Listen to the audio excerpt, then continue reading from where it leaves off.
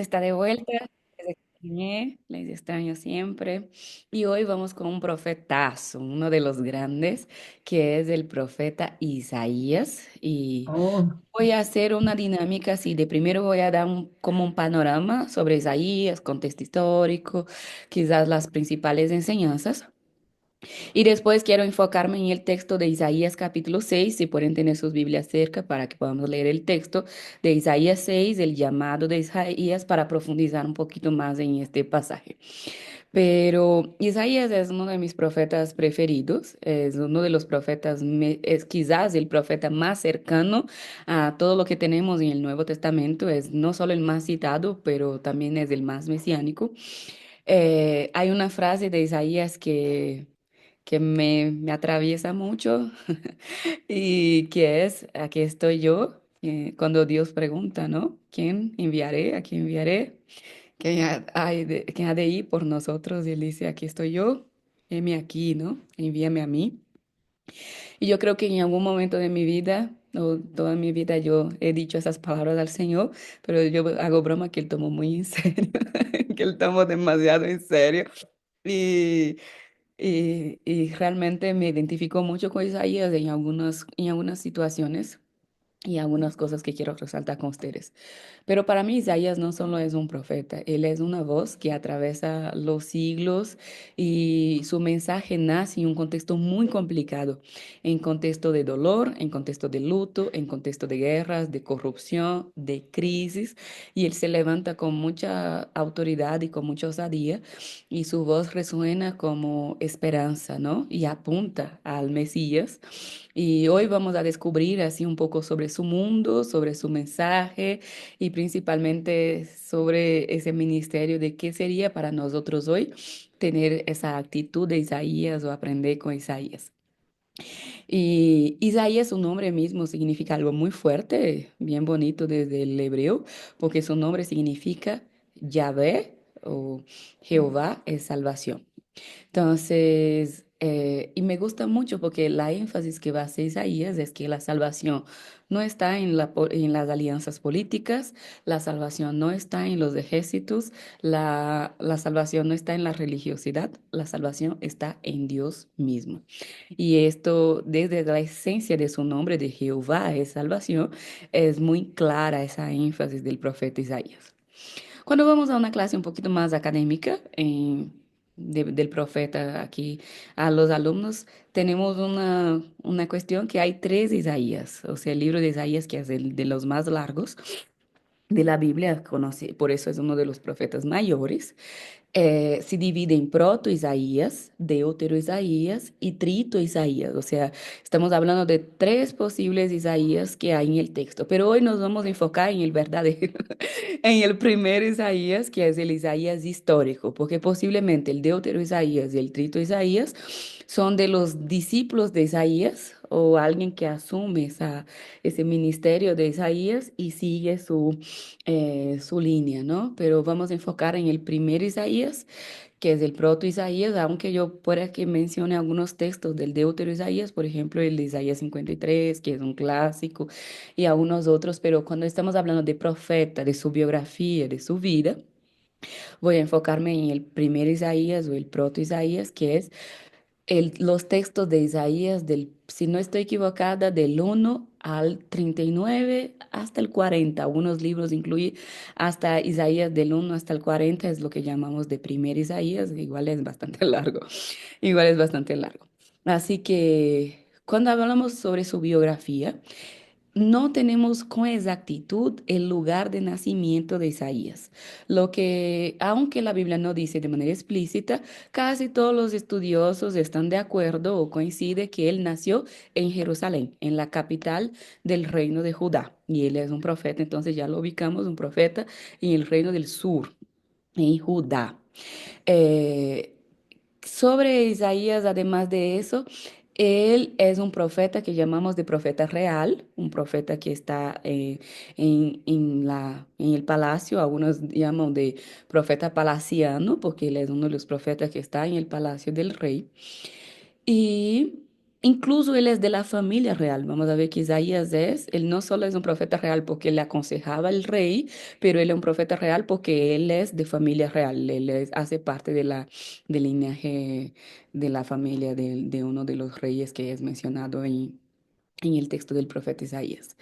Él tiene una familia, él es un profeta que tiene familia, tanto en su familia de origen, ¿no? Sus padres, la Biblia no menciona a su madre, pero menciona a su padre y él es hijo de Amós. Pero cuando hablamos de Amós, no es del profeta Amós, es un Amós con Z al final y no Amós con S, pero no podemos confundir aquí el profeta Amós con el papá de Isaías. Según la tradición judía, Amós, el papá de Isaías, era hermano del rey Amasías. Por eso es que él es un miembro de la familia real. ¿Y quién nos da esa información? El Midrash, los comentarios de los Midrash de judíos y también el Talmud. En uno de los Talmuds habla que Amós, el papá de Isaías, era hermano del rey Amasías y por eso él es sobrino del rey.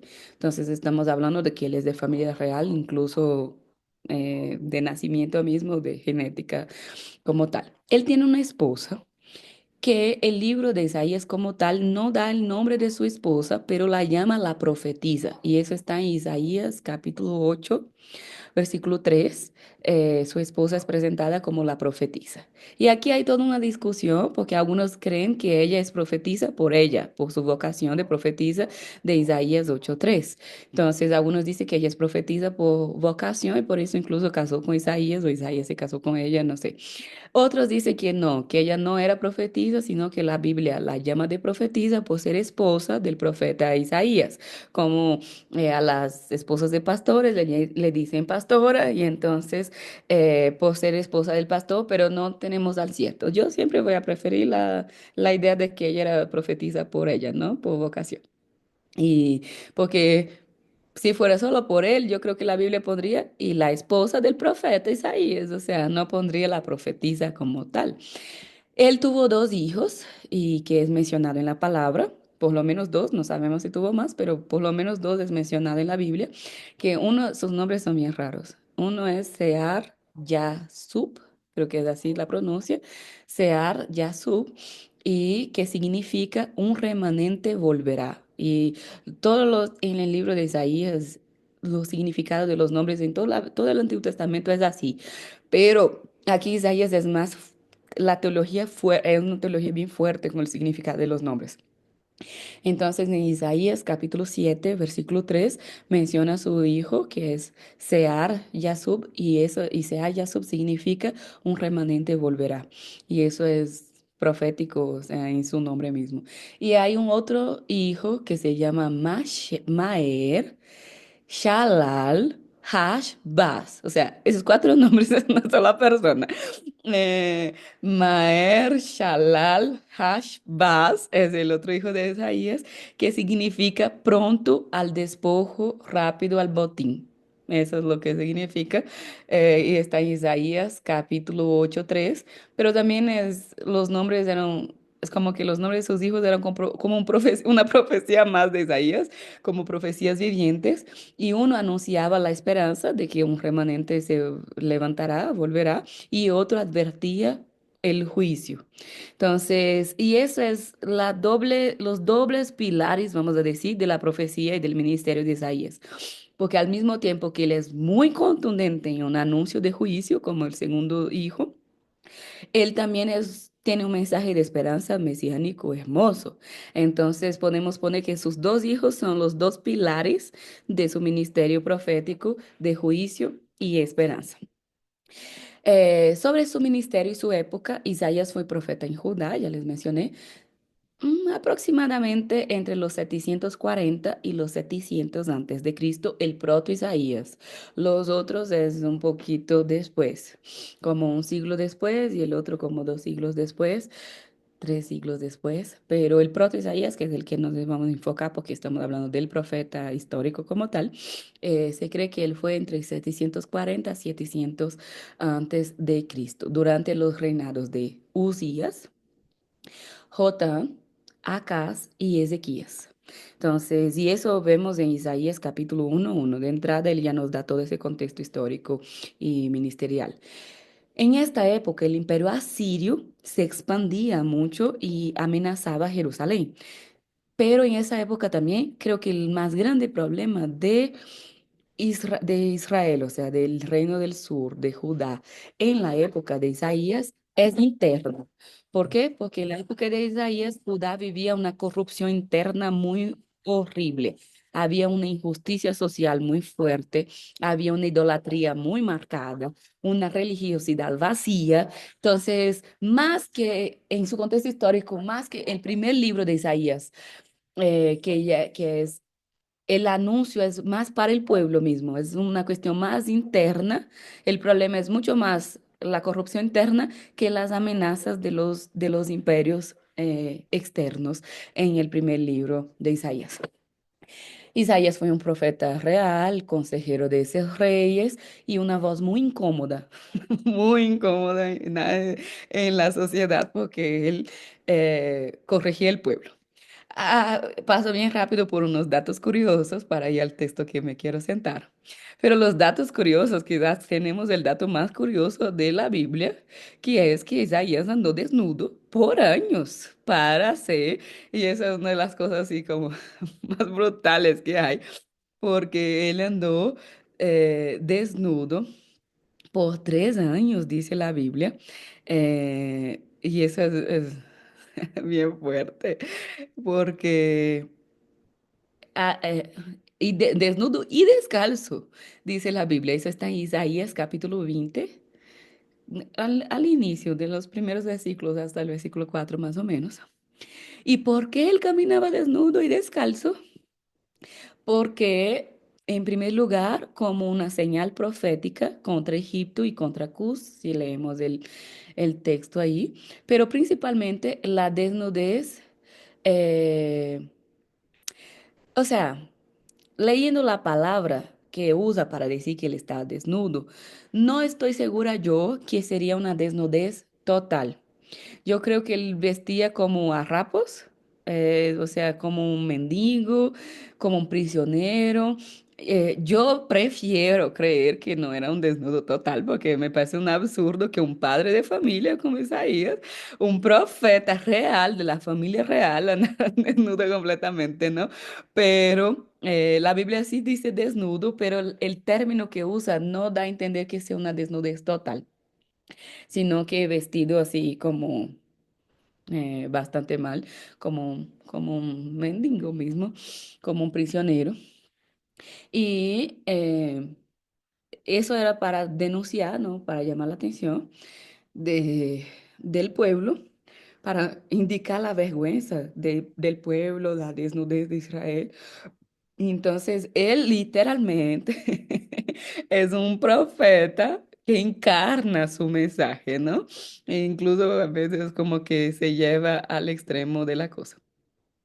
Otra cosa que me parece bien interesante sobre Isaías es que cuando yo fui al Museo de Arqueología Bíblica, por ejemplo, hay unas réplicas arqueológicas de la época de Isaías y del profeta Isaías. Por ejemplo, eh, me acuerdo que una de las fotos que yo tengo aquí es un prisma de Sennacherib, que es encerré, decía algo así en el prisma, como encerré a Ezequías en Jerusalén como un pájaro en su jaula, y hay un prisma como con esa inscripción y mencionando a Ezequías, y que era uno de los reyes de la época de Isaías, o dentro que está contemplado dentro del libro de Isaías. Hay un sello también, un sello con el nombre de Isaías encontrado junto al nombre de Ezequías, y ese sello es una prueba arqueológica también muy fuerte y contundente de la existencia histórica de Isaías, tanto de Isaías como del rey Ezequías, y que los pongan los dos juntos significa que es realmente confirma el contexto histórico también. Y en los rollos del Mar Muerto, que también es una, podemos poner ahí como arqueología, en los rollos del Mar Muerto hay un rollo completo de Isaías. Y es quizás el manuscrito más antiguo bíblico que tenemos es el rollo del Mar Muerto porque es del siglo II antes de Cristo. O sea, y una de las cosas que me gustan tanto de los rollos del Mar Muerto es cómo comprueba cómo el texto bíblico fue preservado de una manera muy fiel, a pesar de todos los siglos, porque en el rollo de Isaías que encontramos es muy similar al Isaías bíblico que tenemos en nuestra Biblia. Entonces, eso significa que lo que la copia que ellos tenían en el siglo II antes de Cristo sigue siendo bien preservada porque es básicamente lo mismo que tenemos en nuestra Biblia hasta el día de hoy como Isaías. Entonces, eso es una prueba arqueológica muy importante y Isaías posee un libro tan largo que se encuentra el libro completo, la copia completa de Isaías. Es una cosa así extraordinaria que tenemos en los manuscritos del Mar Muerto. Así que esa es una cosa que o sea, a mí que trabajo traduciendo texto, que dependo de estos manuscritos para todo el tema de exactitud, de fidelidad, yo creo que arqueológicamente Isaías es una perla de la Biblia. Isaías, como les mencioné, es citado directamente, él es citado en el Nuevo Testamento, si yo no me falla la memoria, cuando traducimos el Antiguo Testamento, 65 veces. O sea, estamos hablando de muchas citas. 65 veces en todo el Nuevo Testamento es citado Isaías, es una presencia muy fuerte que tenemos de Isaías en el Nuevo Testamento. Y además de que él es citado 65 veces, es el que tiene más las teorías, no, las promesas que interpretamos como mesiánicas de una manera más marcada.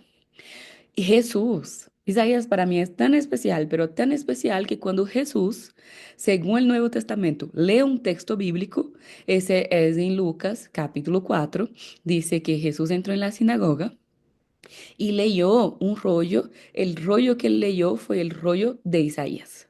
Entonces, para mí es como, de todo el Antiguo Testamento, la parte que Jesús eligió leer fue un fragmento de Isaías. Eso es como, no, ya le ubica aquí como de los libros escritos, ¿no?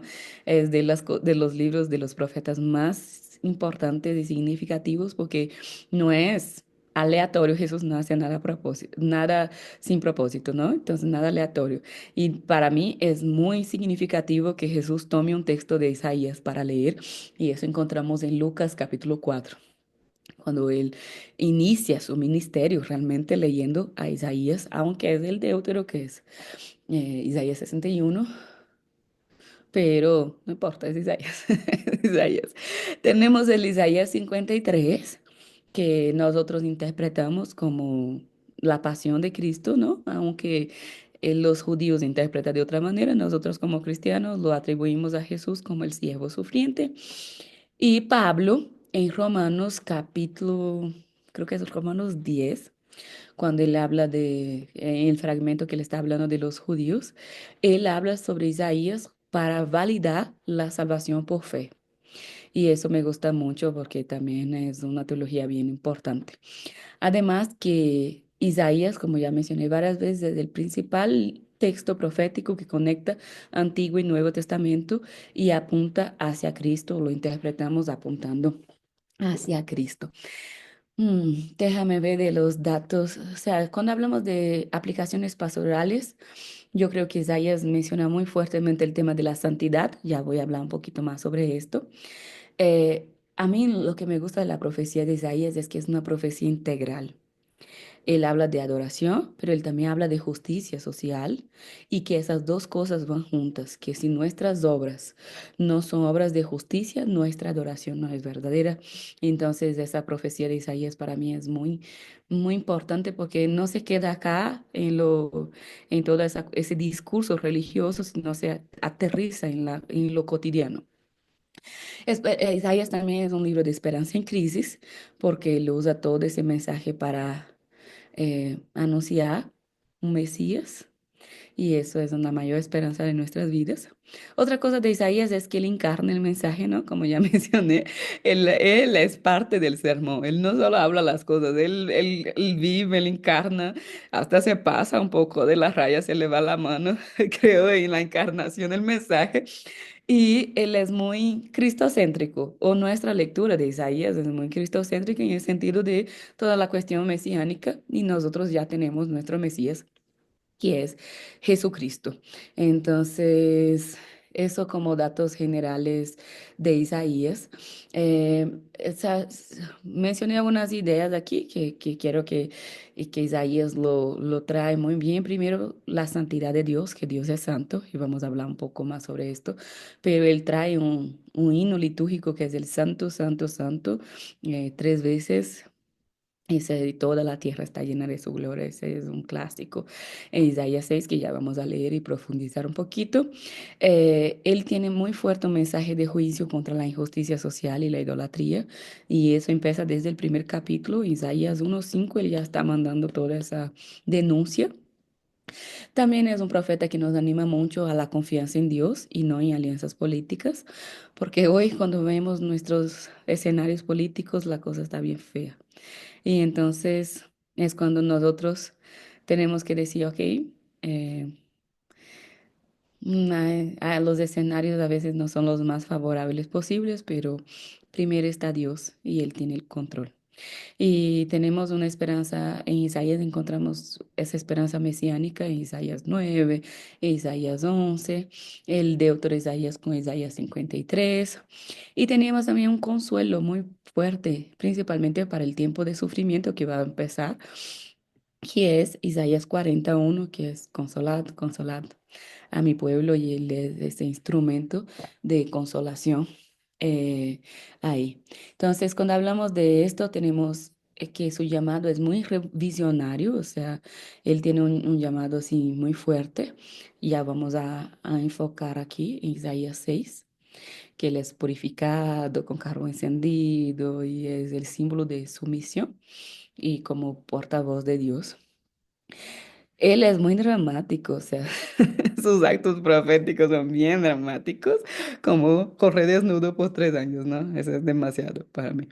Y Dios le ordena también quitarse el saco y las sandalias y andar de, o sea, porque también tampoco es que se vuelve loco de la nada. Dios le ordena andar desnudo y descalzo como una señal profética. Entonces él hace eso como un acto simbólico que anuncia la humillación. eh, que ellos van a ser llevados en cautivos, desnudos, descalzos. O sea, él está más o menos eh, expresando de manera visual qué es lo que va a pasar con el pueblo por su iniquidad, por su injusticia, que ellos van a ser llevados descalzos es por esclavitud y desnudos en señal de vergüenza y de humillación. Y el hebreo, la palabra hebreo que me llama la atención es la palabra que empieza con allí, pero se dice Aarón. Y Aarón puede significar desnudo total, o Aarón también puede significar cubierto con ropa mínima. Por eso que les dije como los cautivos. Por eso que yo siempre quedo con la versión de ropa mínima. Para mí es mucho más, menos escandaloso que un desnudo total, ¿no? Otra cosa que me pareció bien importante sobre Isaías es que él escribió mucho, porque él no solo fue un profeta oral, porque él fue un profeta muy oral, que él proclamaba muchas cosas, sino que él fue un gran escritor. Su tradición de escrita es tan grande, pero tan grande, que hay un otro que sigue su legado y otro que sigue su legado, y él es el más extenso de los profetas. O sea, cuando hablamos de los libros, de profetas, Isaías es el más largo con 66 versículos o capítulos creo que tiene en total. Y es el más citado en el Nuevo Testamento. Y eso es su muerte, antes de entrar en el texto. Su muerte no menciona la Biblia como tal, pero su muerte es muy conocida en la tradición. La Biblia no narra así, así como no narra la muerte de Pablo, pero también es, la tradición la hizo bastante conocida. La tradición judía, tanto en el Midrash como en los Talmuds, como en un libro apocalíptico que me gusta mucho, que es la Ascensión de Isaías, dice que el rey Manasés, uno de los peores reyes que hubo en la historia, lo mandó a cerrar. O sea, sí sabe qué es cerrar, ¿verdad? Cortarlo en un medio con una sierra. Sí, me lo mandó a cerrar con una sierra dentro de un tronco hueco. O sea, lo pusieron dentro de un tronco hueco y lo cortaron y lo cerraron. Entonces, eh, incluso si yo no me falla la memoria, ahora dónde. En Hebreos, en el libro de Hebreos, me acuerdo que yo me fui a buscar un poco más sobre la muerte de Isaías, porque en Hebreos, creo que es Hebreos 11, cuando el mismo capítulo que habla de la fe, al final de ese capítulo menciona de que muchos fueron aserrados. Y entonces me acuerdo que cuando dice eso en Hebreos, me acuerdo que el yate me dijo, eso está haciendo alusión a Isaías. Y ahí fue cuando me dio un poco más de curiosidad y yo fui a buscar su muerte y él fue un mártir, o sea, su muerte fue bien terrible. Así que imagínese, descuartizado vivo prácticamente, eso fue lo que pasó con Isaías y eso es bien, bien fuerte. Así que de manera general aquí, lo que podemos, su legado es muy grande, es muy fuerte. Y ahora vamos a Isaías capítulo 6. Isaías capítulo 6 porque solo en mi intro, esa era mi introducción. Así que prepárese. No, lo que pasa es cuando me quedo mucho tiempo lejos, tengo un más largo aún. No, pero Isaías capítulo 6. Vamos a leer lo que dice la palabra de Dios. Déjame encontrar una Biblia por acá. No es posible. Isaías capítulo 6.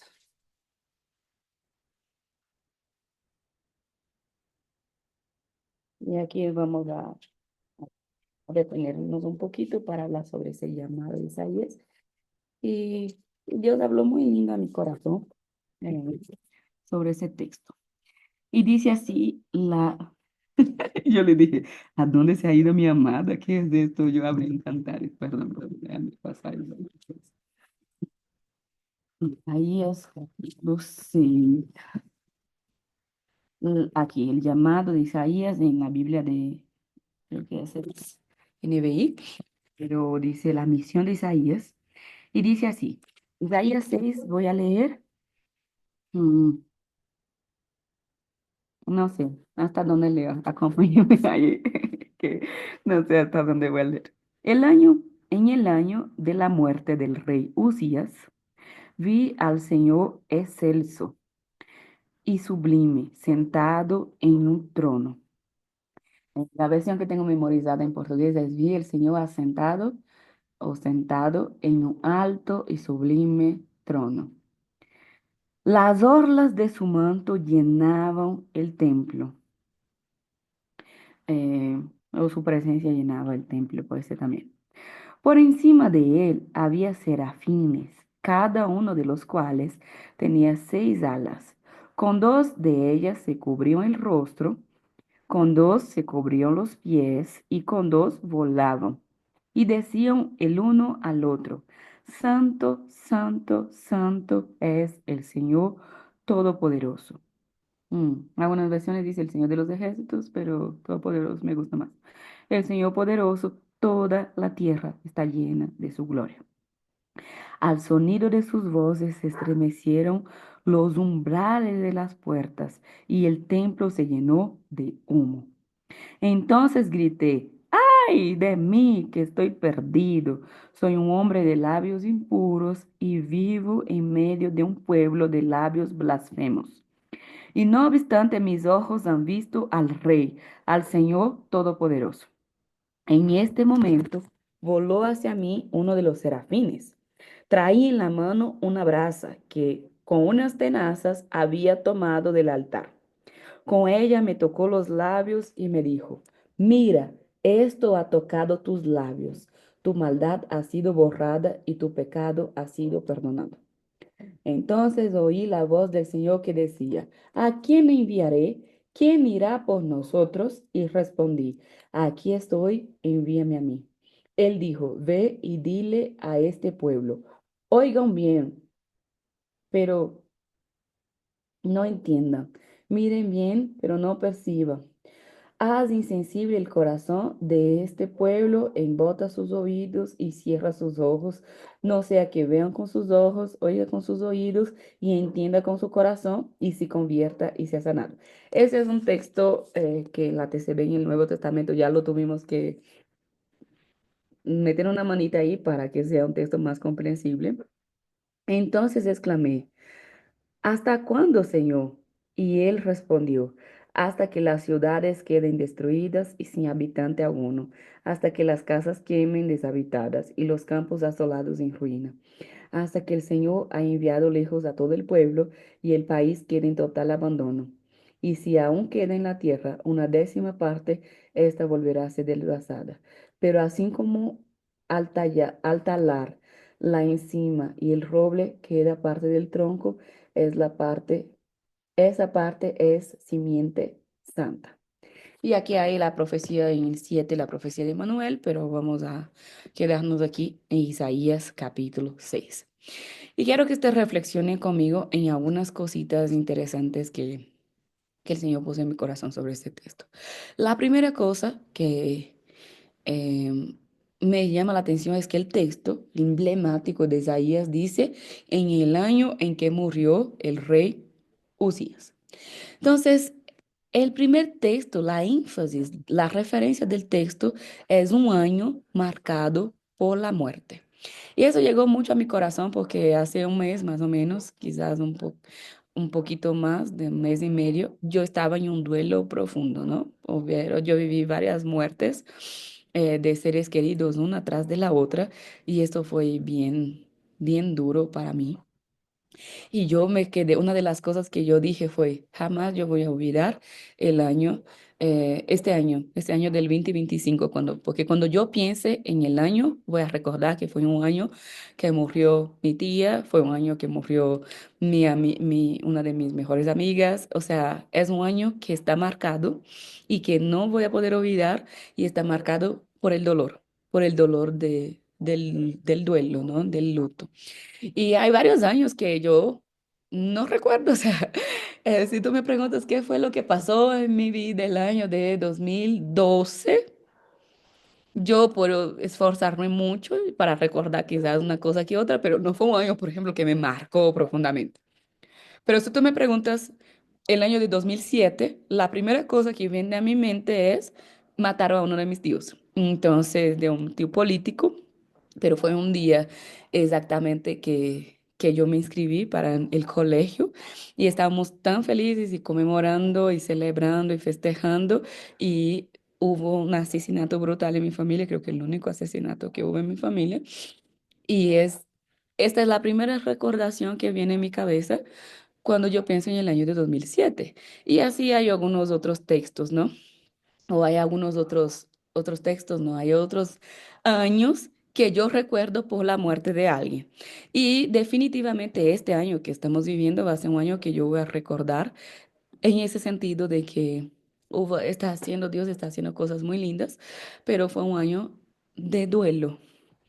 Y es común cuando un año marcado, o sea, es común recordar o que nosotros podamos recordar un año marcado por la muerte. Aquí los que ya tuvieron la opción o la opción, ¿no? Dios mío, pero la experiencia, la triste experiencia, por ejemplo, de perder a los padres, jamás van a olvidarse de eso, ¿no? Incluso yo no conocí nunca a mi abuela Esther, pero yo sé exactamente el día del mes, del año que murió esa señora, aunque yo no era ni viva, y fue bastante años de que yo naciera, pero en mi familia hay un duelo familiar tan fuerte en el día 30 de agosto que por la muerte de mi abuela, que yo ni conocí a esa señora, pero el 30 de agosto yo me quedo triste porque fue el día que murió mi abuela. Y esa cuestión del duelo es bien marcante, es bien profunda en nuestro ser. Y Y es así como Isaías empieza contando el relato de su llamado. Él se acuerda, la primera cosa que él se acuerda fue que fue un año que murió una persona. Y que no murió una persona cualquiera, sino que murió un rey. Murió el rey de una nación.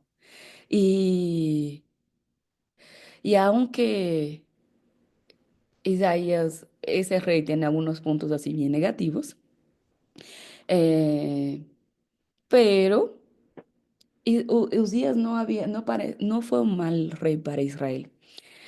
Porque durante su reinado Israel atingió un poder bélico importante, una capacidad de guerra mejorada, ostentaban, se volvió en una mini potencia mundial. Tenía bastantes soldados de infantería, había mucha gente luchando. Entonces, el reinado de Usías desarrolló mucha fuerza bélica.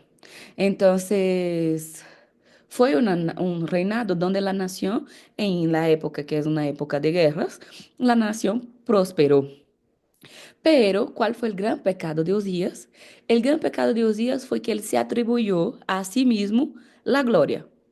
En lugar de dar esa gloria a Dios, a Jehová, él se atribuyó a él mismo la gloria de toda esa prosperidad o esa fuerza bélica que encontró la nación. Y aunque él no, él no podía entrar al lugar del el lugar santísimo, por ejemplo, para sacrificar, él hizo esto y él fue un hombre que se equivocó ante Dios, pero fue un hombre que bendijo mucho la nación de Israel. Y lo que estoy tratando de decir es, la muerte de Usías fue una gran pérdida para Israel, para Judá. Y Usías, eh, o sea, dejó a Isaías bastante triste. Vemos un Isaías que si él no estuviera profundamente afectado con la muerte de Usías, él no empezaría ese texto diciendo, en el año en que murió Usías, ese es el marco, esa es la referencia histórica que hace Isaías. Así que vemos cuán profundo fue la muerte, el impacto de la muerte de Usías en la vida de Isaías. Pero en este año, que es un año de lamento, es un año de dolor, es un año de duelo, y quizás sea la situación que muchos estamos pasando ahora, algunos de los que me escuchan hoy, como un año de pérdidas, quizás este haya sido un año de angustia, incluso un año de muerte para unos. Eh, Vamos a recordarlo por ese tipo de cosas, pero no, es difícil de olvidar, pero también es justo ahí, en ese momento de dolor, que él dice, yo vi el Señor. Ay, no, y eso es aquí, para mí, eso es muy profundo, porque lo que él está diciendo es, aún en medio de la tragedia, aún en medio de la angustia, aún en medio de la pérdida, aún así yo vi el Señor. O en este momento de dolor, de duelo, de pérdida, de angustia, fue donde yo realmente vi al Señor. Y eso es algo muy hermoso porque a veces estamos pasando por situaciones difíciles en nuestra vida, pero esas situaciones difíciles muchas veces son las mejores situaciones que nos conduce a ver a Dios. Un Dios que está presente aun cuando las cosas se ponen duras, aun cuando las cosas se ponen difíciles. Un Dios que está presente cuando uno piensa que está solo. Eh, y digo eso de una manera muy testimonial, de que yo vi a Dios en los momentos más difíciles, más fríos de mi vida. Es yo conseguir a ver un Dios que no se alejó de mí, aun cuando yo estaba llorando. Un Dios que no se alejó de mí, aun en medio de mi tristeza, aun en medio de mi tragedia, aun en medio de mi ansiedad, aun en medio de mi depresión, aun en medio de mi miedo, aun en medio de mi pérdida yo conseguí ver un Dios. Y eso que dice Isaías es tan lindo. Y, y me llegó tanto, o sea, me llegó tanto en estos días de difíciles que este año me ha hecho vivir. Y, Y mi pregunta es esta. ¿Tú estás pudiendo ver a Dios en medio de todo lo que está pasando en tu vida? ¿Tú estás logrando ver a Dios, un Dios tan poderoso, aún en medio de la tragedia, aún en medio del dolor, aún en medio de a veces de momentos que quizás no son tan de duelo, pero momentos, o sea, cotidianos? Tú estás logrando ver a Dios como Isaías. Y eso es bien bonito porque Isaías dijo, yo vi al Señor. A pesar de todo lo que pasó, este fue el año en que yo vi al Señor. Y algunas de las experiencias más profundas que vivimos en nuestra vida, pero son las que nos puede conectar a veces con las mejores experiencias con Dios. Porque cuando es como cuando nuestra fuerza llega al límite y ya no hay más, entonces es donde realmente podemos ver la actuación de Dios en nuestras vidas. Y y es cuando Dios dice, ahora sí, yo puedo trabajar, es como, ahora que ya te rendiste, yo puedo hacer. Y es ahí donde podemos ver a Dios de manera más clara. Me acuerdo que yo siempre quería ir a la playa en Puerto Rico, ¿no? Yo vine indignada porque solo me llevaba a la playa 5 días, 5 veces. Y ahí me dijeron, usted solo estuviste 14. Yo sí, y mi plan era ir por lo menos 10 de los 14. Pero solo me llevé a la playa 5 veces porque estuvo bien pesada la agenda. Y también todos los días había algo. Y también estaba lloviendo bastante. Y las chicas decían, no, no te voy a llevar a la playa porque está mojada. Y yo, pues sí, es la playa, a mí no me importa que esté mojada, ¿no? Pero algunas de las playas tenía todo el aviso de, de que era peligroso, que había como corrientes, que uno no se confíe tanto. Y me acuerdo que en una de las playas yo estaba hablando con un salvavidas porque me dijeron que la playa era peligrosa, esa playa específico, y yo vi la playa bien. A mí no me parecía peligrosa, era como una posita así. Y entonces él dijo, no, esa posita es bien traicionera porque vienen unas corrientes por abajo y te puede llevar. Y él dije, una de las cosas que él me expresó en esa cosa fue, él dijo, ay, las personas más difíciles, y yo le dije, no, pero yo nado bien. Ay, él dijo, sí, las personas más difíciles de salvar es las que creen que nadan bien, porque ellas se creen que pueden salvar solas.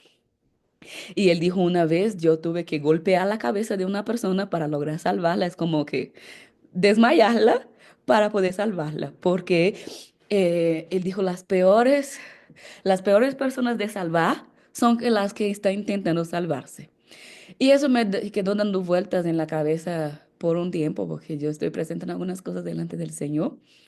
Y yo le dije, creo que lo que Dios me está tratando de decir es, cuando tú te rindas y de que yo te salve, es donde vas a verme actuando más claramente, ¿no?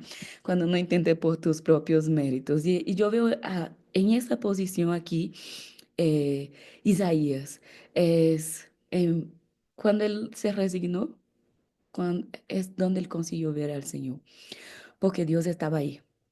Y Dios siempre va a estar ahí, apoyándonos en cada momento, como dice Apocalipsis, ¿no? Recogiendo nuestras lágrimas y llevando hacia el cielo. Así que la visión de Él es muy poderosa, muy poderosa. Pero la primera visión que Él dice, el texto dice, yo vi el Señor sentado en un alto y sublime trono. Y cuando yo pienso en esto, yo pienso en un Dios distante. Un Dios que incluso, un Dios allá en un alto y sublime trono, es un Dios incluso inasequible, es un Dios lejano. Y él empieza, y me gusta cómo él va redactando el texto, porque aunque él empieza diciendo, yo vi al Señor, pero lo vi allá, un Dios grande, un Dios alejado. Y esta es la visión que muchas veces nosotros tenemos al principio de Dios, una visión de un Dios allá, el Dios que está en los cielos, el tipo de arriba. Y, y a mí me gusta cómo él va evolucionando en la descripción eh, de la visión, porque todavía es el principio. Es un Dios que está ya sentado en un alto y sublime trono, que no habla, que no interacciona, que no toca. esa es la primera idea que trae la visión de Isaías. Él dice, yo vi al Señor y él en un alto y sublime trono. Pero él va a empezar evolucionando esto y es como que ese Dios allá empieza a acercarse, porque cuando él empieza a ver el poder de Dios, aunque el Dios es poderoso, pero distante, él va a decir, su gloria es tan grande que llena toda la tierra. Aunque él está allá, él va a decir, él empezaba aquí, es como cuando el culto inicia, ¿no? Por encima de él había serafín, pero él dice, y las olas de su manto llenaba. Primero llenaba el templo, ¿no? Llenaba el lugar donde él estaba viendo, teniendo la visión. Y es como que la manifestación, aunque a veces nuestra idea de Dios o nuestra visión de Dios sea de un Dios lejano, su manifestación llena todo el espacio que estamos. Es como la gloria, con las voces de los ángeles que estaban cerca de ese trono, empieza a llenar. Y a veces, aunque tenemos un Dios que lo vemos de manera lejana, podemos sentir su gloria que llena todo el templo. Era un Dios poderoso, pero era un Dios que estaba actuando en ese espacio, ¿no? eh, en un culto, por ejemplo, el culto que tuvimos domingo pasado. Fue un culto tan fuerte que la pastora al final solo me dijo, ¿qué culto fue ese? Y yo le dije, no sé. Pero me imagino así esa gloria que llenaba el Isaías allá, que yo no podía ponerme en pie, por ejemplo, en el culto de domingo y no podía dejar de llorar. Y es como su presencia se siente. Pero aquí me gusta que aunque esa percepción de Isaías que empieza con Dios distante, que tenía ángeles que hacían reverencia, ¿no? Que cubrían el rostro, los pies, volaban. eh, Eso hace una ilusión o una alusión a una intimidad en el judaísmo. Entonces, y que decían santo, santo, santo. Y cuando ellos dicen santo, santo, santo y expresa ese carácter de Dios, ahora no es solo el templo que está llena de su gloria. Los ángeles que conocían a Dios y su carácter decía santo, santo, santo y toda la tierra está llena de su gloria. Cuando los ángeles que estaban más próximos de Dios, más cerca de Dios, se dan cuenta. Y cuando nosotros también nos vamos acercando a ese Dios, nos damos cuenta que Dios no se resume a un templo. Dios no se limita por paredes. Su gloria no está atrapada en edificios. Él se quiere manifestar en toda la tierra. Eh, Él sigue trabajando en todos los sectores de la sociedad. Él no puede ser atrapado encerrado, ni nuestra religiosidad.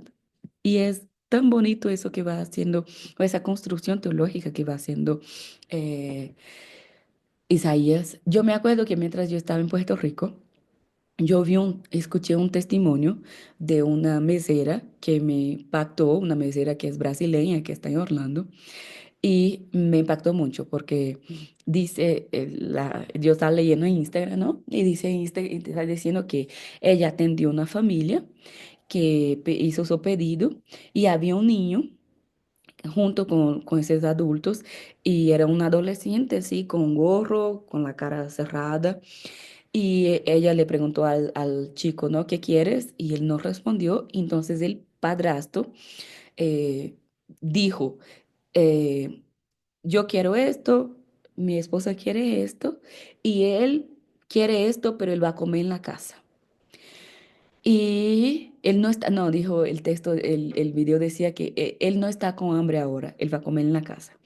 Y yo me acuerdo, y ahí ella, la mesera dice que eso le llamó mucho la atención, porque ella se dio cuenta que el niño no estaba bien. Y entonces ella dijo que sin que los padres se dieran cuenta, ella dio la vuelta y por detrás ella escribió en un papelito, indicó al niño como necesitas ayuda, escrito en un papel y dijo que el niño empezó a llorar y le hizo un gesto que sí, que necesitaba ayuda. Entonces ella llamó a la policía, arriesgándose, ¿no? Y la policía fueron a investigar y se dieron cuenta de que el niño estaba lleno de hematomas y tenía todo el cuerpo golpeado, que sufría malos tratos bien fuerte, que era golpeado, que era lastimado y abusado en la casa y que pasaba sin comer. eh, y en esa misma, o sea, arrestaron al hombre, la mujer fue encaminada a otro lugar y esa mujer, la mesera, recibió un homenaje en la ciudad, en Orlando, ahí, en donde ella trabajaba. Y, y yo lo que me quedé pensando cuando yo estaba leyendo esa historia verídica, en esa noticia en el Instagram fue, mira, esa mujer fue más usada por el Espíritu Santo que yo en un púlpito a veces, porque ella, Dios la usó de manera, haciendo mesera, haciendo su trabajo, la usó para salvar la vida de un niño que estaba siendo maltratado. Y es en ese tipo de cosas que yo me imagino esa frase de Isaías como dice, y toda la tierra está llena de su gloria. Y Él se está manifestando de diferentes maneras, en diferentes lugares, a veces de manera tan sencillas o en las cosas que uno no imagina. Ahí está Dios obrando en restaurantes, en escuelas, en hogares. Desde maneras así tan cotidianas, porque toda la tierra está llena de su gloria, ¿no? Y, y eso es algo bien bonito que yo veo aquí eh, en Isaías, cuando él va a decir esto. Pero hay una cosa que dice, al sonido de sus voces, versículo 4 todo se tembla, entonces, y la casa se llena de humo.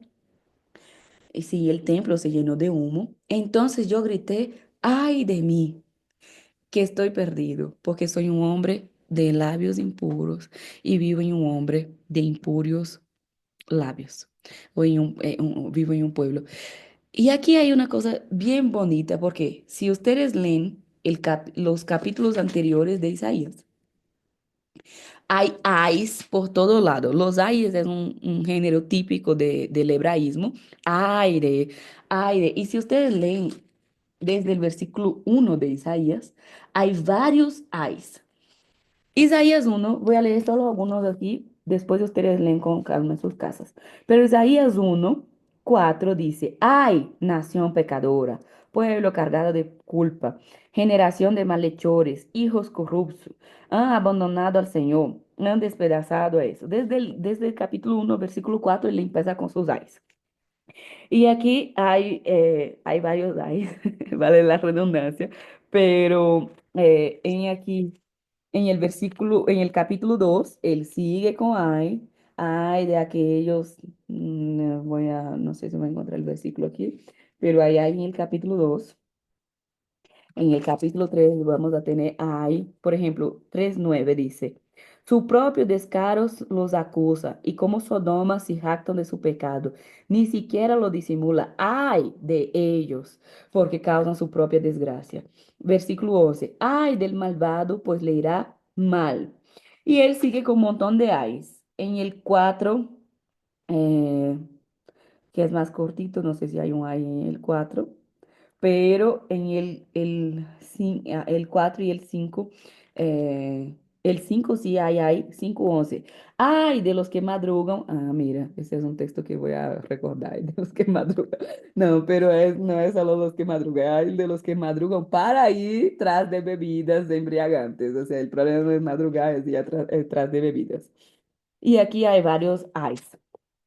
El versículo 5 dice 7. Ay de los que arrastran iniquidad. 20. Ay de los que llaman lo malo bueno. 21. Ay de los que se consideran sabios. Ay, 22. Ay de los valientes. Hay por todo lado, pero es en una tercera persona. Es un Isaías que todo su ministerio es, ay de ellos, ay de aquellos, ay de fulanos, ay de cicranos. Pero cuando él es dispuesto a una experiencia verdadera y profunda con Dios, lo que él grita es, ay de mí. Ay, no, eso es muy fuerte lo que está pasando aquí. Porque cuando nosotros estamos solo en con ese sombrero de religiosos, nuestro dedo es solo para apuntar. Ay de ellos, ay de aquellos, ay de los otros y de aquellos otros. Pero cuando realmente estamos en una experiencia profunda e íntima con Dios, cuando tenemos un encuentro verdadero con la santidad de Dios, este dedo de acusación se vuelve para nosotros y reconocemos nuestro pecado. Porque el mismo Isaías que pasó, ay, ay, ay, ay de aquellos, ahora dice, ay de mí. Y si no llegamos a este nivel de decir, ay de mí, aún no tuvimos un encuentro suficientemente fuerte con la santidad de Dios. Porque cuando tenemos un encuentro suficientemente fuerte, una experiencia verdadera con Dios, nosotros ya no estamos para acusar a los demás. La primera persona que tratamos de arreglar o de decir, ay, es a nosotros mismos. Cuando realmente tenemos una experiencia con Dios, es como que la santidad de Dios nos pone un espejo al frente y ahora reconocemos que nosotros mismos somos pecadores. Reconocemos nuestros propios errores y no solo acusamos a los demás por sus errores. Cuando realmente tenemos una experiencia profunda con Dios, es como que toda esa religiosidad se destroza, se destroza y reconocemos que el pecado empieza por nosotros. Y ya no solo, y nos hacemos responsables, porque eso es lo que hace Isaías aquí. Ay de mí, que estoy, que soy pecador y habito en medio de un pueblo pecador.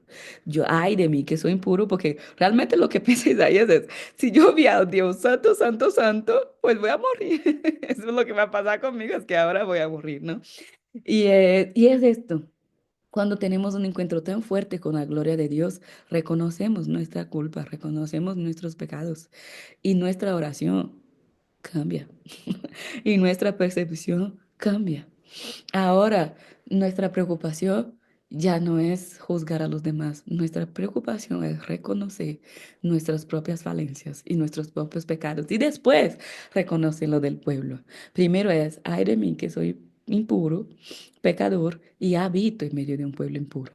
Y eso me parece tan espectacular en el texto de Isaías porque es como nosotros tenemos que empezar por nosotros. O sea, la, la, la re- el reconocer es aquí. Primero es un proceso y la conversión es un proceso que empieza adentro. Y después eso se va reflejando, extendiéndose hacia afuera, ¿no? Ahora, cuando nosotros somos alienados, es que culpamos a todos. Siempre la culpa es de alguien más. Pero cuando experimentamos la verdadera santidad de Dios, ahora es, es una actitud de humildad, es una actitud realmente de, de nadificación, no sé si esa palabra existe, pero es como, el error empieza por mí, ¿no? Eh, hay una canción que ya les hablé varias veces, creo, de esa canción que dice en Brasil que es haya de haber más amor. Y ahí dice, pero empieza por mí. Ese amor que tanto falta en el mundo y que yo tanto quiero ver en el mundo, tiene que empezar por mí. El reconocimiento de la injusticia tiene que empezar por mi vida. El reconocimiento de las culpas, de los pecados, tiene que empezar por mi vida. Y, y esa es como, ya llegamos vemos una madurez, para mí hay un proceso tan fuerte de madurez aquí en ese llamado de Isaías, porque es el mismo Isaías juzgado, ahora es un Isaías que reconoce que es un hombre de labios impuros. Y entonces, pero él dice, pero mis ojos vieron al rey. Y se ve que en la traducción al griego es traducido con experimentaron. al Rey Todopoderoso, al Señor de los ejércitos. Y ahora me gusta mucho porque para mí hay una transición bien fuerte, porque ahora ese Todopoderoso ya no está ya distante sentado en un alto y sublime trono. Ahora ese Todopoderoso se acerca. Y entonces ya es un Dios cercano. ¿Por qué? Porque Él ya puede dar características a este rey, porque Él ya ve su rostro. Él dice, mis ojos vieron. Él dice, grité, ay de mí, estoy perdido, soy un hombre de labios impuros y vivo en medio de un pueblo de labios blasfemos. Y no obstante, mis ojos han visto al Rey, al Señor Todopoderoso. Ahora él tuvo una experiencia, ahora sus ojos vieron, ahora experimentaron, ahora él lo conoce, ahora él lo conoce de manera íntima y profunda, y ahora él sabe su voluntad. Y, y eso es bien, bien bonito, porque ahora ya no está ya sentado en alto sublime trono, ahora es un Dios que fue contemplado y fue experimentado por los ojos de Isaías, ¿no? Y, y ahí él dice, mira, pero cuando él reconoce que sus labios son impuros, su condición, ¿no? Su condición humana, eh, él dice que hay un serafín, en este momento uno de los serafines trae en su mano una brasa. Y en la Biblia hay muchas discusiones sobre el significado de los serafines y no me voy a detener en esto. Eh, pero él trae una brasa viva y no sé, yo me quedo imaginando porque yo soy bien imaginativa. No sé si ustedes ya tomaron una bebida, que cuando ustedes van a tomar la bebida parece que no está caliente, pero cuando la toman quemo la boca. A mí me pasa mucho con las papas, que yo cuando voy a comer una papa y quemo mi boca, ay no, es una cosa así molesta porque uno no. Y yo así es como imagino a Isaías siendo tocado por esa brasa, ¿no? Tocó mis labios. Entonces, una brasa viva, o sea, tocar los labios con una brasa viva. Dolió, me imagino, quemó. Me acuerdo de que una experiencia que yo fui a un chinito aquí para esa cosa del dolor de cabeza y el chinito no habla español. Y entonces y él no dice palabras completas, ¿no? Y ahí él decía, me puso unas cosas calientes ahí y dijo, ¿quemar? Y yo le dije, sí, está quemando. Y él me miró y dijo, ¿quemar? Es como, y yo qué odio que me dio de ese llenito ese dice, porque él dice, doler. Y yo, sí, está doliendo, doler. Y yo me imagino el serafín de Isaías así como, él sabía que iba a quemar, porque era una brasa viva, y aún así toca los labios de Isaías y me imagino que ese proceso le dolió, porque muchas veces ser purificados en nuestras vidas por el fuego de Dios, y eso obviamente de una manera figurada, duele. Hay muchas cosas que Dios quiere purificar en nuestra mente, en nuestra boca, en nuestro corazón, que vamos a veces pasar por procesos dolorosos, procesos dolidos para ser purificados por Dios para ser santos como Dios. Y entonces, hoy, eh, que nosotros pudiéramos pedir al Señor, Señor, a pesar de que me queme, quemar, quemar, a pesar que a veces voy a tener que pasar por procesos donde duela, yo quiero.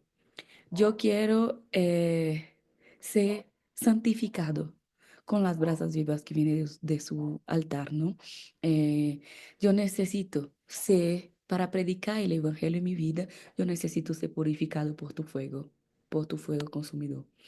Porque hay algunos dolores del evangelio que es renuncias.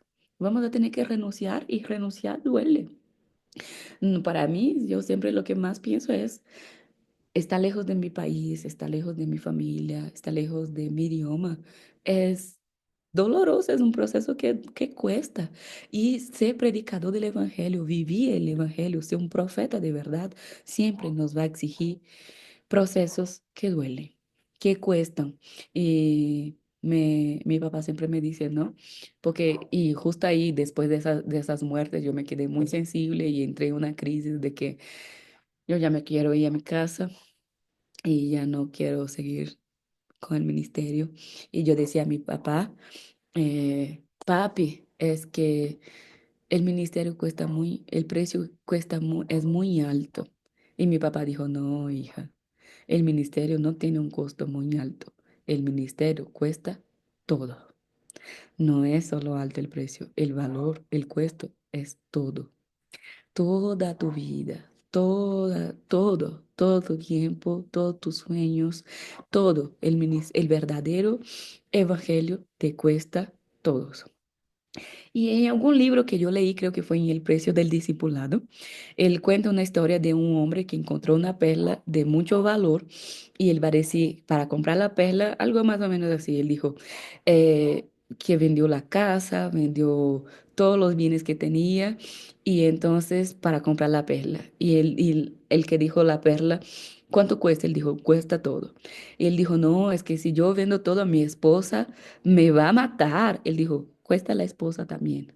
Él dijo, ¿cómo que cuesta la esposa también? Y él dijo, no, pero, ¿y mis hijos? Y ahí dijo, tú dijiste hijos, cuesta los hijos también. Y y él dijo, pero si yo entrego todo, qué voy a hacer con mi cuerpo? Él dijo, cuerpo, cuesta tu cuerpo también, cuesta la pierna, cuesta todo. Y esto es el llamado.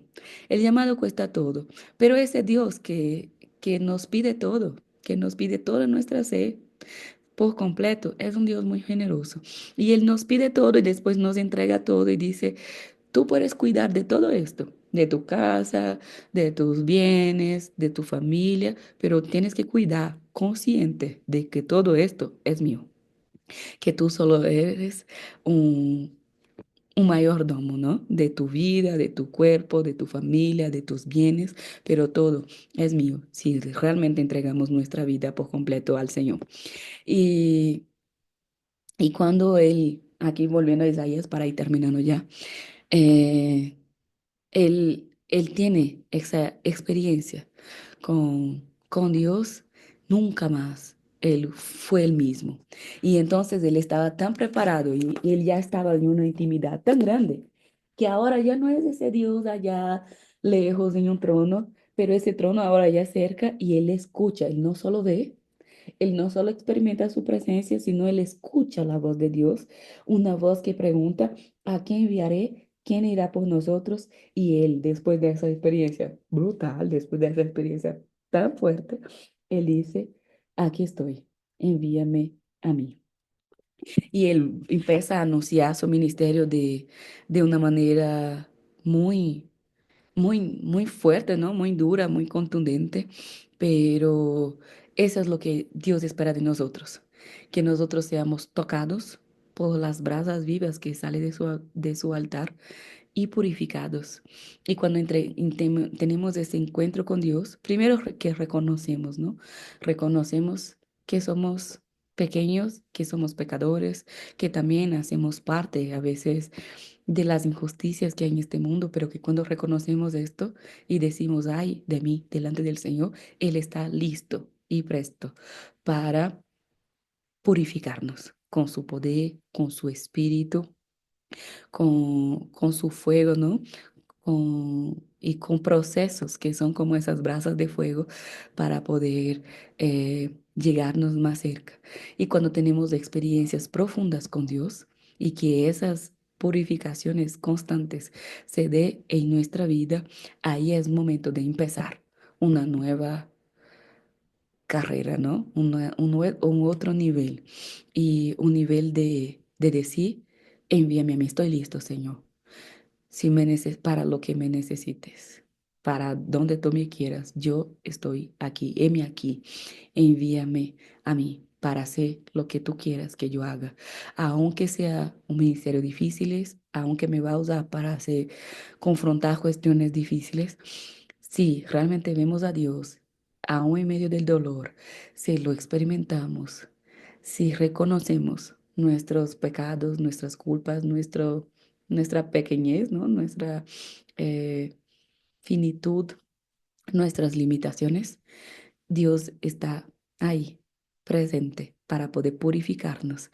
Y cuando realmente empezamos a vivir ese proceso de purificación en nuestra vida, pues la única respuesta posible, la única opción posible es rendirnos y decir, aquí estoy, Señor, para lo que tú necesites. Y ese es el Isaías que después va a hacer cosas y seguir. Sigan leyendo el libro de Isaías, aunque sea largo. Es un libro bueno de leer. Y esto fue nuestro profeta de hoy. Así que por cuestiones de tiempo, aquí detengo mi exposición y les escucho. Dudas, preguntas, comentarios, aportaciones.